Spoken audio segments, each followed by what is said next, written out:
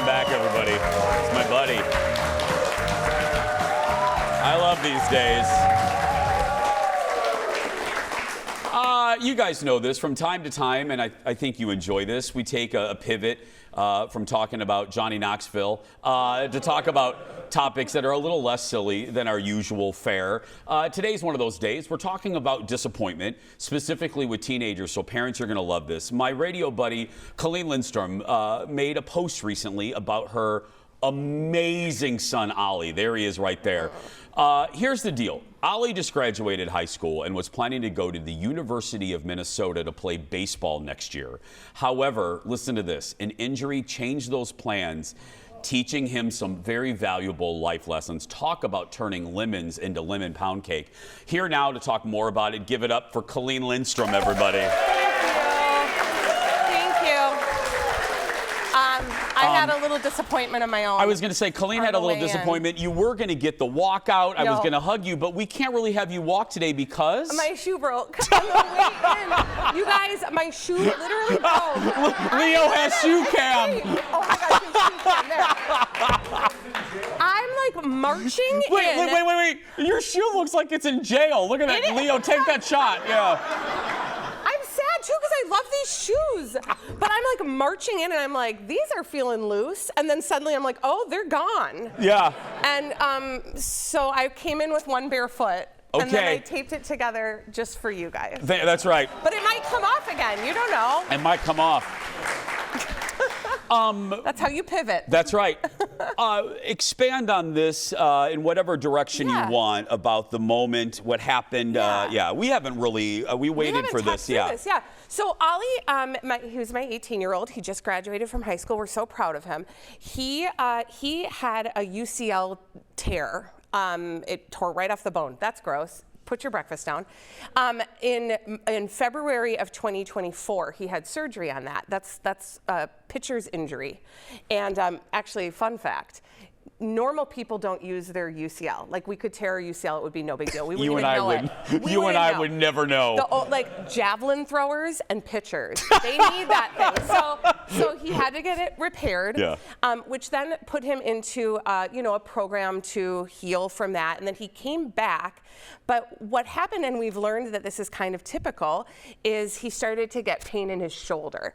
Anytime you have an injury, sometimes another area will refer pain, and that ended up being okay, except for that he had to rest.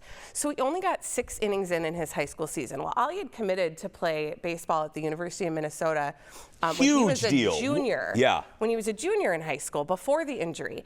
And so he had to kind of come to terms with a complicated choice. He and the coaches at the U decided that he would decommit, that he would not enroll at the U, and that instead he would go to JUCO, junior college, which is a great way for players to develop, and it will get him back up to full strength. And then hopefully he'll find a place at the U again, because that's always been a dream of his, to play there. What are those conversations like? Yeah. Well, so here's what's really cool about this is this was like, my son always knew that this was sort of could be a possibility. So there's a lot of time for him to kind of adjust to the reality of that. And we just, we don't see this as, we see this as a bump in the road. We don't see this as, the whole family, we've all talked about this. This is a positive thing. This is about giving him the opportunity to grow again. And, but the pivot is hard, right? Like, he found this out 2 days before he graduated from high school. Oh. And we're, getting ready to have his graduation party. And I think there was a relief of knowing that there's a plan for him to get back to full strength. But as parents, you have to parent this, right? This is how life happens. You always are finding yourself at a place where there's going to be a bump in the road. What you expected isn't going to be the reality. And that's resilience. And that's something you do have to tend to and parent to. And so we've been really kind of just working through, like, this is just the reality that we're facing right now. It doesn't hurt that his dad was in public relations and I was in media for a long time, so we can craft a message. Yeah. But also some of it was a lot of talk about, like, how do you want to tell this story in a way that shows that this is a positive thing, but also has to educate people, because most people don't I mean, how many of you in the audience like know how like college athletics go, right? Yeah. Like maybe a few, but like it's sort of a different culture. What would you say to a parent out there? And because Ali is incredibly special, but disappointments come in different levels.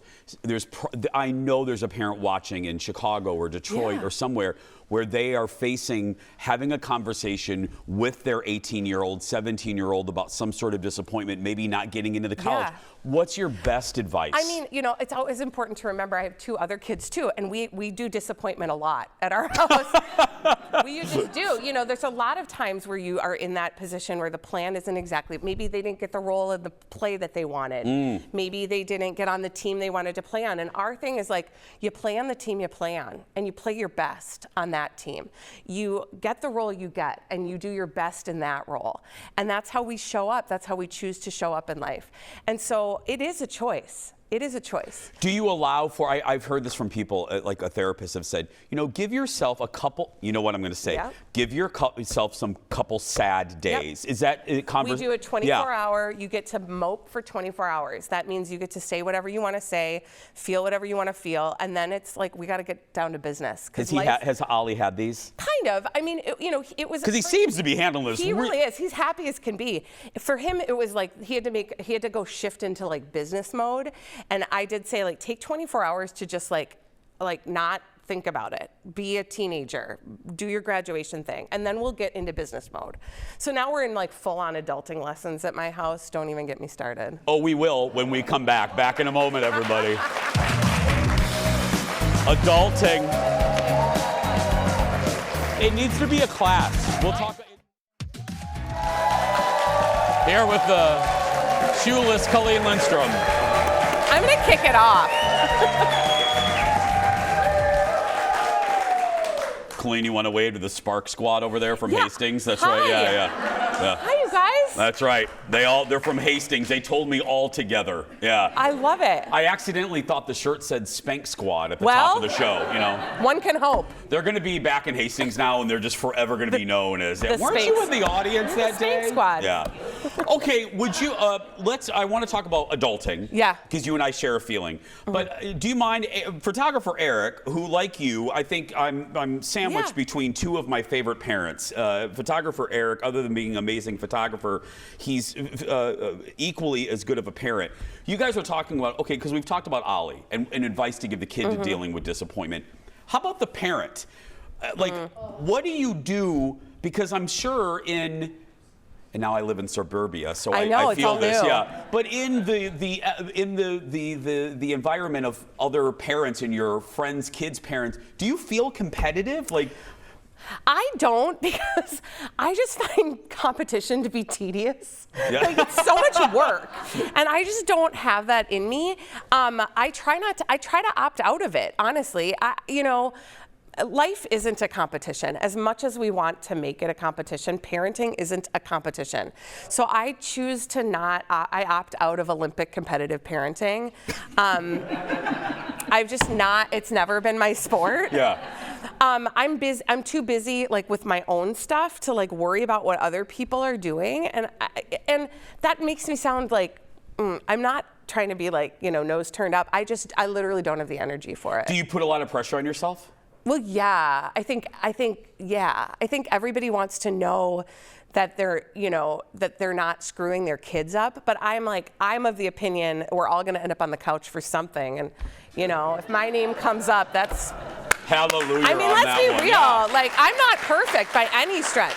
Because, again, Eric brought this up. When we were growing up, my mom came to, my plays and came to everything, but she also owned her own business. And I got that my mom was busy, and if she missed something, oh, well, I'm not naming names, and I think it's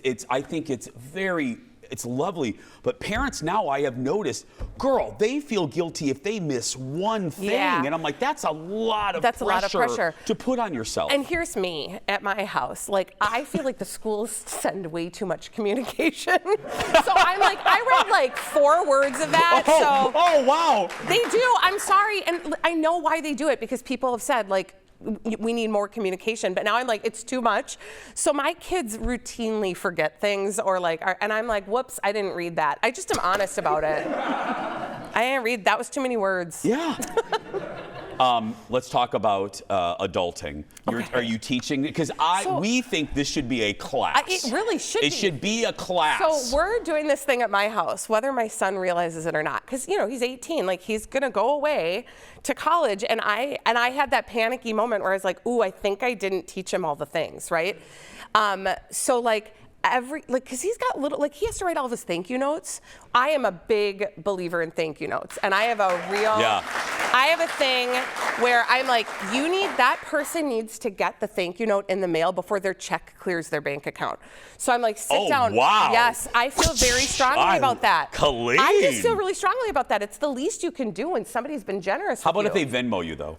I'm kidding. I'm kidding. No, Yeah. We're not touching that money until the thank you has gone out. So I've realized, I have a hard time adulting sometimes. Says the woman who doesn't read all the emails from school.